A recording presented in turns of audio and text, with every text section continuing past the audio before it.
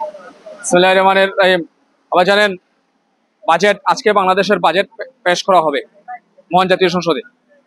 Budget যখন পেশ করা, সাধারণ মানুষ কিন্তু ওই জিডিপি বলেন, প্রবৃদ্ধি বলেন, এগুলো কিন্তু অনেক মানুষ বুঝে না।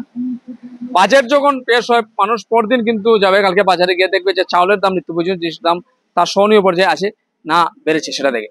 তো বাজেট যিনি পেশ করবেন আজকে, মাননীয় অর্থমন্ত্রী মধ্যে যিনি পেশ করবেন বাজেট, আমরা আশা রাখি যে সাধারণ মানুষের চাহিদার মতো নিত্য প্রয়োজনীয় জিনিসপত্র যাতে সহনীয় পর্যায়ে থাকে, মানুষের যেগুলো একান্তে প্রয়োজন সেগুলো জিনিসপত্র আমাদের সহনীয় পর্যায়ে থাকে, যেগুলোর দাম আছে সেগুলোর দাম যাতে কম থাকে, যেহেতু দামটা একটু কমে থাকে, সে ব্যাপারে আপনারা যথেষ্ট ভূমিকা রাখবেন।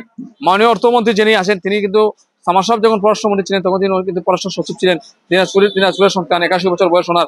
আশা করি তিনি জনগণের মনের ভাষা বুঝে জনগণের কল্যাণের জন্য বাজেটটা পেশ করবে। বিশেষ করে আমাদের প্রয়াত অর্থমন্ত্রী শাহ আহমেদ কিবরিয়া, আমাদের প্রয়াত অর্থমন্ত্রী এবং রোহিত সাহেবের মতো যে বাজেটটা জনগণের কল্যাণের জন্য, যে বাজেট জনগণের কল্যাণের জন্য কল্যাণকর হবে, সেই বাজেটটাই তিনি পেশ করবেন, সেই প্রত্যাশা রেখে শেষ করলাম। ধন্যবাদ সবাইকে।